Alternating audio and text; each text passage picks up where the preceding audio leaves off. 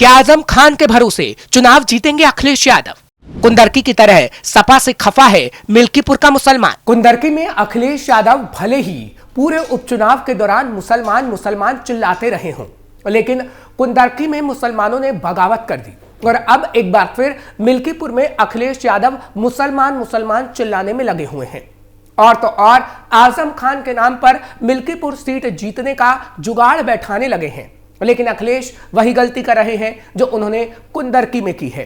नमस्कार, capital TV देख रहे हैं आप, मैं हूं आपके साथ हर्ष भारद्वाज। उत्तर प्रदेश की मिल्कीपुर सीट पर होने वाले उपचुनाव के लिए चुनावी सरगर्मियां तेज हो गई हैं।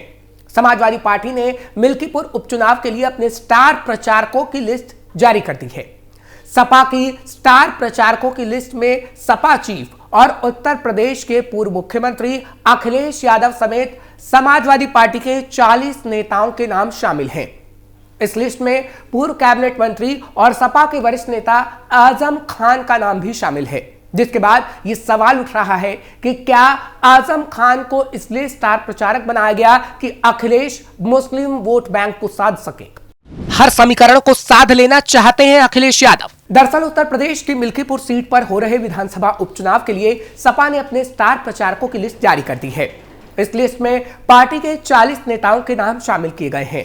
पार्टी के राष्ट्रीय महासचिव प्रोफेसर राम गोपाल यादव ने स्टार प्रचारकों की लिस्ट को जारी किया है। इस लिस्ट में सपा राष्ट्रीय अध्यक्ष अखिलेश यादव, राष्ट्रीय उपाध्यक्ष किरण नंदा, राष्ट्रीय प्रमुख महासचिव प्रोफेसर राम गोपाल यादव, राष्ट्रीय महासचिव मोहम्मद आजम खान, मैनपुरी सांसद डिंपल यादव, राष्ट्रीय महासचिव शिवपाल यादव, फैजाबाद सांसद अवधेश प्रसाद, नेता प्रतिपक्ष माता प्रसाद पांडे, सांसद लालजी वर्मा, सांसद प्रिया सरोज, पूर्व मंत्री दुर्गा प्रसाद यादव, विधायक राम अचल यादव, पूर्व मंत्री राम आश्रय विश्वकर्मा, पूर्व मंत्री राजेंद्र कुमार, विधायक गौरव रावत सहित तमाम नेताओं के नाम शामिल हैं।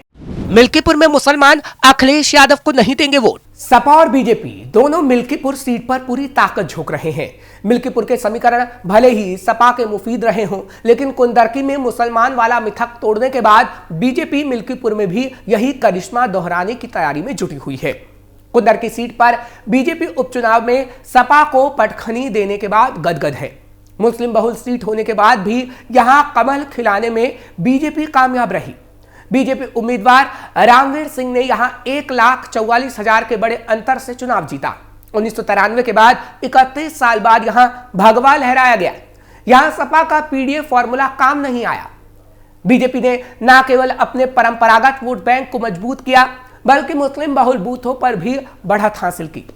मिल्कीपुर में भी बीजेपी सपा के दंभ को तोड़ने की तैयारी में है और कहा जा रहा है कि मिल्कीपुर में भी मुसलमान कुंदरकी की तरह अखिलेश यादव से खफा है, इसलिए मिल्कीपुर का मुसलमान अखिलेश को वोट नहीं देगा।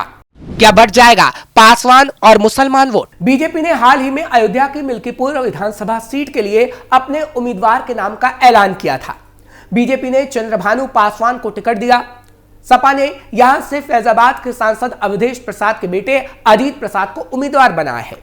इसके साथ ही अनुसूचित जाति के लिए आरक्षित मिल्कीपुर विधानसभा सीट का उपचुनाव काफी दिलचस्प हो गया है। इसकी वजह है सपा और बीजेपी उम्मीदवारों का एक ही जाति का होना। दोनों ही पारसी जाति के हैं। करीब 3.5 लाख मतदाताओं वाले मिल्कीपुर में पारसी जाति के मतदाता सबसे अधिक करीब 60,000 हैं और दूसरे नंबर पर मुसलमान। इस चुनाव में कांग्रेस ने सपा के उम्मीदवार का समर्थन किया है, वहीं बसपा ने यह उपचुनाव न लड़ने की घोषणा की है। ऐसे में मिल्कीपुर का मुकाबला बीजेपी और सपा के बीच ही लड़ा जाएगा। हालांकि यह कहा जा रहा है कि पारसी वोट बीजेपी को जाएगा और मुसलमानों का वोट बढ़ जाएगा, जिससे अखिलेश को नुकसान होगा और बीजेपी की जीत हो सकती है। क्या पारसी जाति के वोटों का भी होगा बंटवारा? बीजेपी उम्मीदवार चंद्रभानु पासवान रुदौली के रहने वाले हैं। पेशे से वो कारोबारी हैं। उनकी पत्नी कंचन पासवान जिला पंचायत की सदस्य हैं। वो पहली बार विधानसभा का चुनाव लड़ेंगे। अनुसूचित जाति के लिए आरक्षित मिल्कीपुर में बीजेपी की ओर से कई लोग टिकट के दावेदार थे, लेकिन बीजेपी ने पारसी जाति के चंद्रभानु पासवान को चुना। बीजेपी की कोशिश मिल्कीपुर में पारसी जाति के वोटों का बंटवारा करना था। मिल्कीपुर में करीब 1 लाख दलित मतदाता है। इसमें पारसी जाति की आबादी सबसे ज्यादा है। ये वोट बैंक अवधेश प्रसाद की जीत का एक बड़ा आधार रहा है।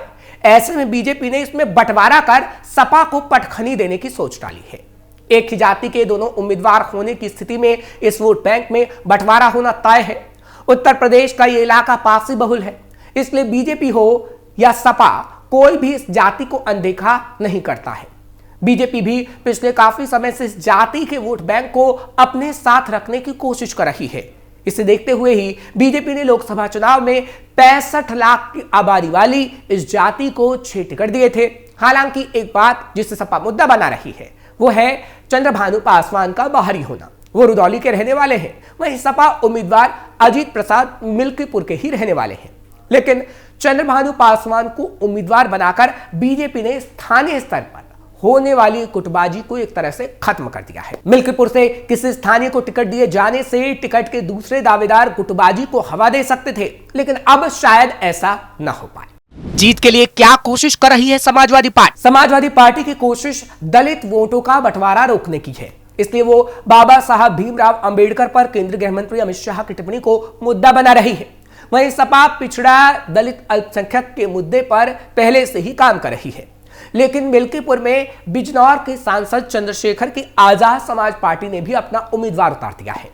चंद्रशेखर का वोट बैंक भी दलित और मुसलमान ही है। इसमें मिल्कीपुर में दलित और मुसलमान वोटों का और बंटवारा हो सकता है। आजाद समाज पार्टी ने मिल्कीपुर से संतोष कुमार उर्फ सूरज चौधरी को अपना उम्मीदवार बनाया। ऐसे में मिल्कीपुर में सपा की रणनीति कामयाब होगी या नहीं, इसका पता 8 फरवरी को चलेगा जब उपचुनाव के नतीजे आएंगे। मिल्कीपुर में सपा का बिगड़ सकता है समीकरण। मिल्कीपुर में पारसी के अलावा दलित जातियों में कोरी करीब मतदाता 13,000, वाल्मीकि समाज के 15,000 से अधिक हैं। इनके अलावा पिछड़ी जातियों में करीब 50,000 यादव, करीब 50,000 बरई या चौरसिया, 5,000 पाल और पाल से थोड़े अधिक मौर्य मतदाता हैं। यादव यहाँ काफी प्रभावशाली भी हैं। मिल्कीपुर के अनुसूचित जाति के आरक्षित होने से पहले यहाँ 5 बार यादव विधायक चुनाव जीत चुका है। इसमें एक समय सीपीआई के कदावर नेता रहे मित्रसेन यादव भी शामिल रहे हैं। वहीं मुसलमानों की संख्या 50,000 से अधिक बताई जाती है। यादव और मुसलमान यूपी में सपा के कोर वोट बैंक रहे हैं। वहीं अगर सवर्ण जातियों की बात करें तो करीब 75,000 ब्राह्मण इस विधानसभा सीट पर हैं। इस समाज को बीजेपी का कोर वोटर माना जाता है। ब्राह्मण के अलावा राजपूत और वैश्य बनिया भी मिल्कीपुर में ठीक ठाक संख्या में है।